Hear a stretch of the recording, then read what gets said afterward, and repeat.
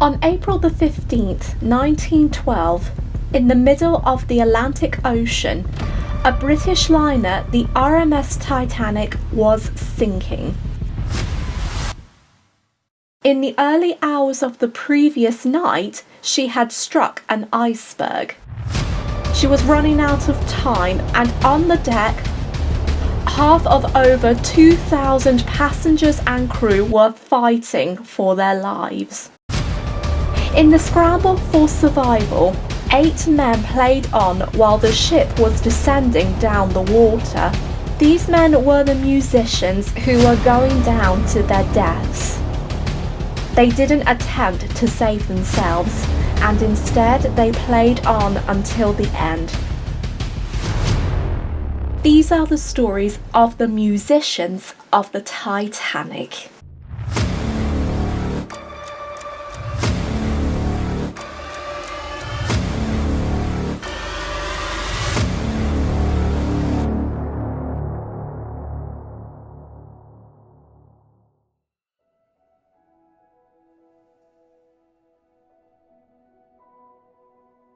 In deep water, 2.5 miles down the Atlantic Ocean, lies the wreck of the infamous ship in history, the RMS Titanic. For over a century, the ship has been lying on the seabed in darkness, with the bow and the stern sections 600 meters apart. But her time is running out. A species of bacteria is eating the iron in the hull, slowly consuming the vessel. However, private companies, mainly the RMS Titanic Inc., are finding new ways to keep the story alive while retrieving as many items as possible. This has been successful, and some items made their way to be displayed to the general public. One such item from the wreck is a piece of sheet music for the song Put Your Arms Around Me Honey from a Broadway production called Madame Sherry. This is a unique find as this sheet has a connection to the British liner. This connection was that it was one of the pieces of music that had been played by the musicians while it was sinking. None of the musicians survived the disaster. Although they're remembered for playing until the end, none of their stories has been touched or told. In this mini-series, we are touching on the lives of all 8 musicians, their journey on the Titanic, and what happened after the sinking.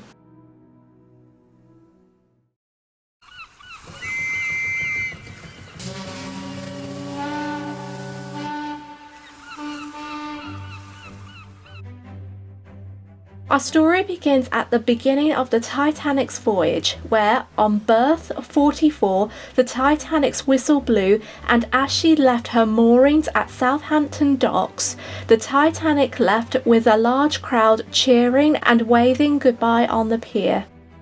On the boat deck, a large group of passengers were leaning over the rails and saying their farewells. Behind them were the sounds of lively tunes by the ship's orchestra. Led by bandmaster Wallace Hartley, the orchestra played ensemble pieces while the Titanic sailed out into the Solent. This was a golden opportunity for all of them, as the ship was on her maiden voyage. The musicians were the best of the best, including Hartley, who had years of experience. Although their music would have likely been drowned out by the ship's whistle and shouts from the passengers, the orchestra would have heard all of this before. What they haven't experienced yet was the performance that was one to remember. But what led to the men being on board the ship? Music on board ships have been the principal use on board military and commercial ships. From ancient Egyptian times, musicians have been playing a variety of instruments, including clarinets or drums for the oarsmen to keep rowing and rally soldiers into battle.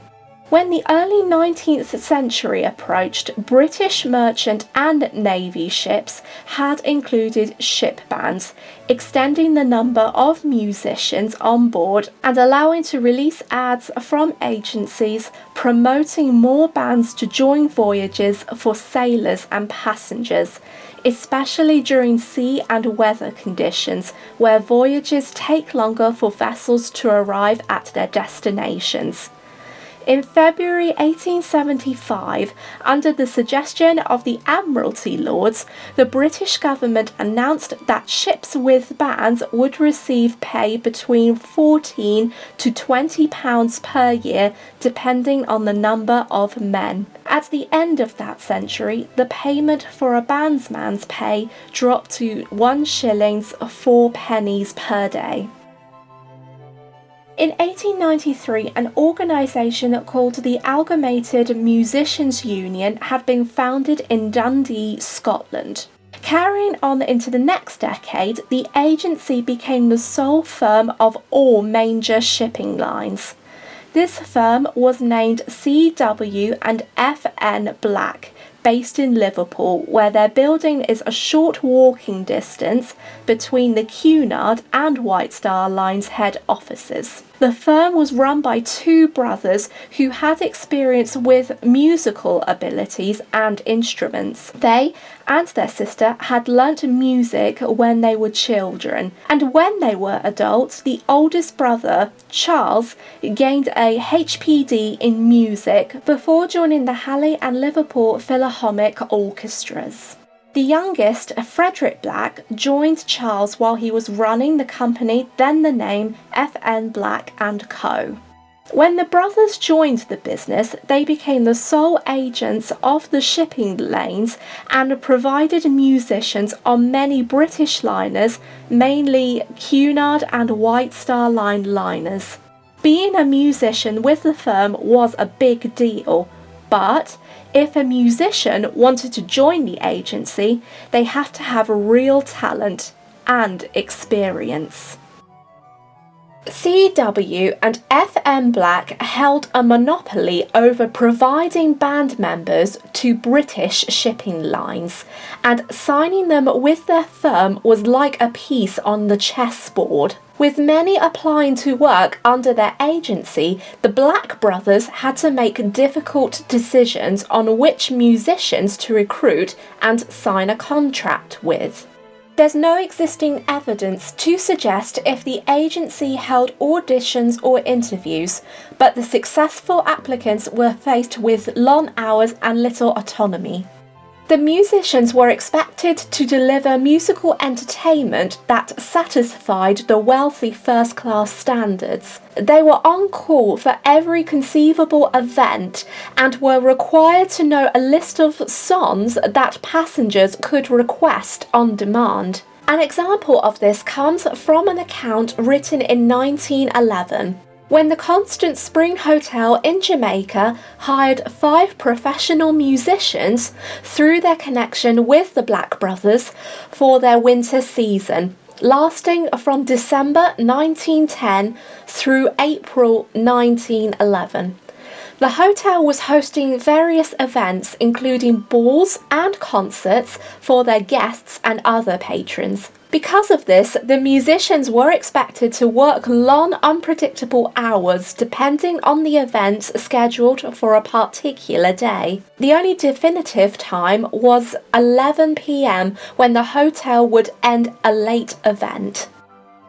Although they worked primarily on board ships and occasionally other venues, the musicians were solely employed by C.W. and F.M. Black and were therefore considered subcontractors, preventing them from being included in any protections the official staff had.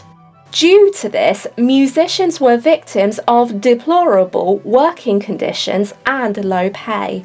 What's worse was that most musicians who were employed by the Black brothers weren't covered with insurance or by the Workmen's Compensation Act 1906. These conditions imply no workplace protection, and musicians are forced to live on low pay.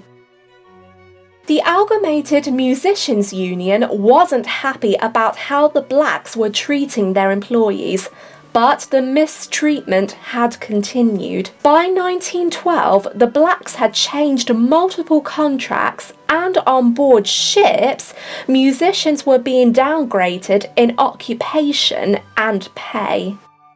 In March of that year, an Amalgamated Musicians Union declaration travelled to Southampton to confront the chairman of the White Star Line, J. Bruce Ismay, about the mistreatment the musicians were receiving from the Black Brothers.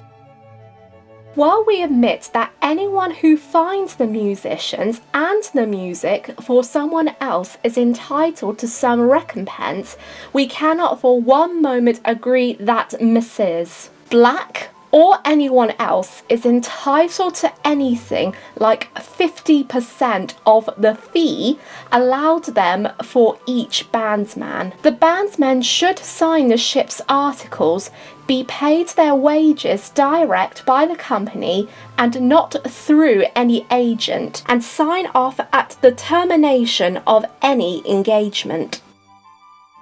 Their case was placed forward to Ismay, explaining that instead of being mistreated, White Star should restore previous arrangements that were made before the changes by the Black Brothers. The arrangements that the AMU suggested were in a set of documents known as the ship's articles. The ship's articles were a set of terms and conditions which gave any bandsman or orchestra all the privileges of a crew member. Ismay refused to reach this agreement. Instead, he cut all ties with the musicians and White Star. He removed all employers, including the Black Agency. With these changes, musicians were faced with a sharp drop in salaries and no uniform allowance, and having used to be part of the ship's crew, they were now classified as second-class passengers.